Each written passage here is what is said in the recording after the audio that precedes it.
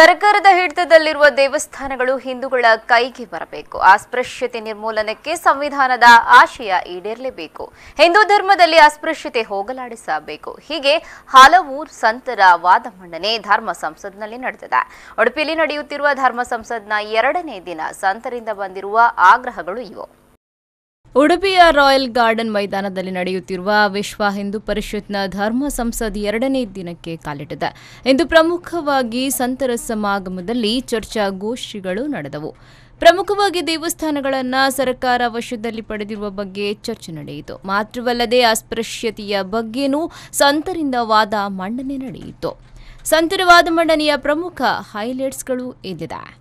ಧರ್ಮ ಸಂಸದ್ನ 2ನೇ ದಿನ ದಿಕ್ಸೂಚಿ ಭಾಷಣ ಮಾಡಿರುವ ವಿಶ್ವ ಹಿಂದೂ ಪರಿಷತ್ನ ಅಂತಾರಾಷ್ಟ್ರೀಯ ಕಾರ್ಯಾಧ್ಯಕ್ಷ ಪ್ರವೀಣ್ ಭಾಯ್ ತೊಗಾಡಿಯಾ अस्पृश्यते मुक्त भारत निर्माण ನಮ್ಮ ಗುರಿ ಎಂದು ಹೇಳಿದ್ರು.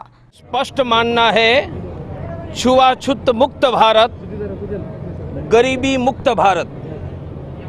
हमने 30 साल पहले उडुपी की धर्म संसद में अनटचेबिलिटी छुआछूत को कोई स्थान नहीं है कहा था. आज हम संपूर्ण भारत को अनटचेबिलिटी से मुक्त करने के लिए 5 पॉइंट एक्शन प्लान.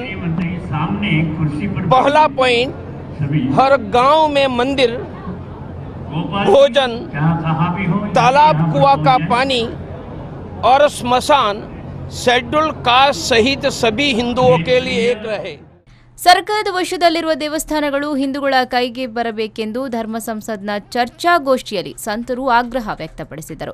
ಉತ್ತರ ಭಾರತ ಹಾಗೂ ದಕ್ಷಿಣ ಭಾರತದ ಅನೇಕ ಸಂತರು ಕೂಡ ದೇವಸ್ಥಾನದ ಸರಕಾರೀಕರಣದ ಬಗ್ಗೆ ಚರ್ಚೆ ನಡೆಸಿದರು.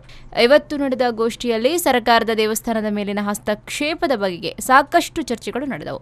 ಅಯೋಧ್ಯೆ ದಿಗಂಬರ ಮಠದ ಸಂತ ಸುರೇಶ್ ದಾಸ್ ಜಿ, ಸ್ವರ್ಣವಲ್ಲಿ ಗಂಗಾಧೇಶ್ವರ ಸ್ವಾಮೀಜಿ, ವಿಶ್ವ ಹಿಂದೂ ಪರಿಷತ್ ಅಂತಾರಾಷ್ಟ್ರೀಯ ಕಾರ್ಯಾಧ್ಯಕ್ಷ ಪ್ರವೀಣ್ ಭಾಯ್ ತೊಗಾಡಿಯಾ ಸೇರಿದಂತೆ ಅನೇಕ ಸಂತರು ದೇವಸ್ಥಾನದ ಸರಕಾರೀಕರಣದ ಬಗ್ಗೆ ತೀವ್ರ ಆಕ್ರೋಶ ವ್ಯಕ್ತಪಡಿಸಿದರು.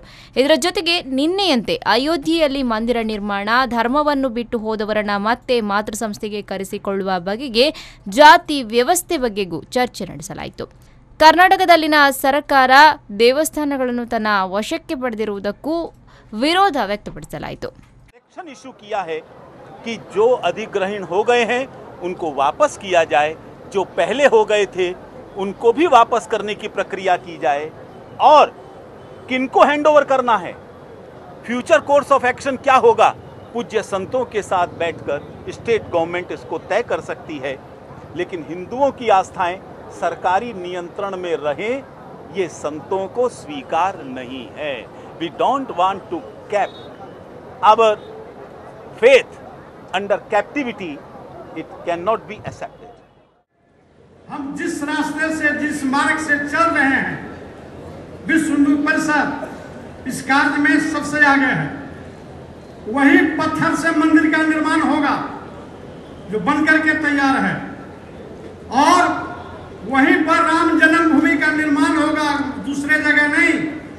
लोग कहते हैं वहां मस्जिद भी बने, मंदिर भी बने. मस्जिद कैसे बनेगा भाई? जब मस्जिद बनाना ही था तो हमने तोड़ा क्यों? इसलिए उस जगह पर केवल श्री राम मंदिर का ही निर्माण होना है. इसको कोई टाल नहीं सकता है और न कुछ कर सकता है. तब है ಧರ್ಮ ಸಂಸದ್ನ ಇಂದಿನ ಚರ್ಚಾಗೋಷ್ಠಿಯಲ್ಲಿ ಅನೇಕ ವಿಷಯಗಳು ನಡೆದವು. ನಾಳೆ ಕೊನೆಯ ದಿನ ಮತಾಂತರದ ವಿಚಾರದ ಬಗ್ಗೆ ಚರ್ಚಾಗೋಷ್ಠಿ ನಡೆಯಲಿದ್ದು, ಬಳಿಕ ವಿರಾಟ್ ಹಿಂದೂ ಸಮಾಜೋತ್ಸವ ನಡೆಯಲಿದೆ. ಇಂದಿನ ವಿಷಯ ಮಂಡನೆಗಳು ನಾಳೆ ನಿರ್ಣಯವಾಗುವ ಸಾಧ್ಯತೆಗಳಿದ್ದು ಕುತೂಹಲ ಮೂಡಿಸಿದೆ. Santosh ಸರಳಬೆಟ್ಟು, V4 News 24/7 Udupi.